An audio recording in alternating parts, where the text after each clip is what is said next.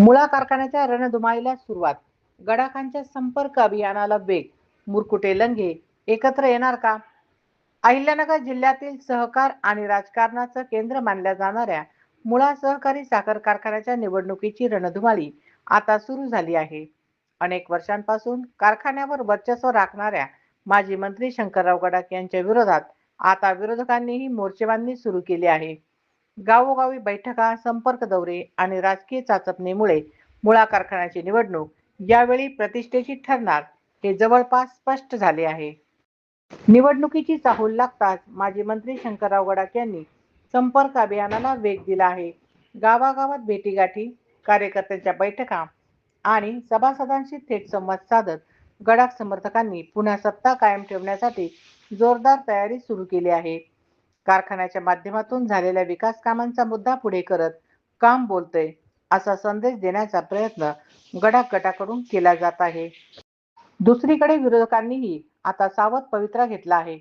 विविध स्तरांवर बैठका घेत संभाव्य उमेदवारांची चाचपणी सुरू झाली आहे. कारखान्याच्या कारभारावर नाराज असलेल्या गटांना एकत्र आणण्याचे प्रयत्नही वेगाने सुरू आहेत.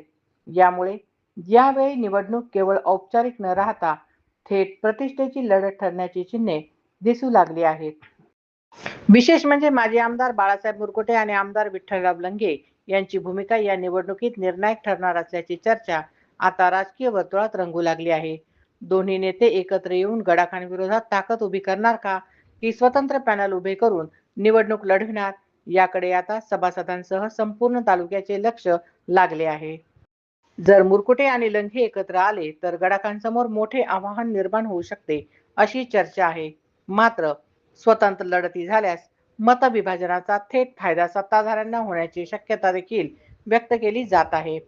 मुळा कारखान्याची निवडणुकी केवळ सहकार क्षेत्रापुरती मर्यादित राहत नाही. या निवडणुकीतून तालुक्यातील भविष्यातील राजकीय समीकरणांची दिशा ठरत असते. त्यामुळे प्रत्येक गटाने आतापासून जोरदार फिल्डिंग लावण्यास सुरुवात केली आहे.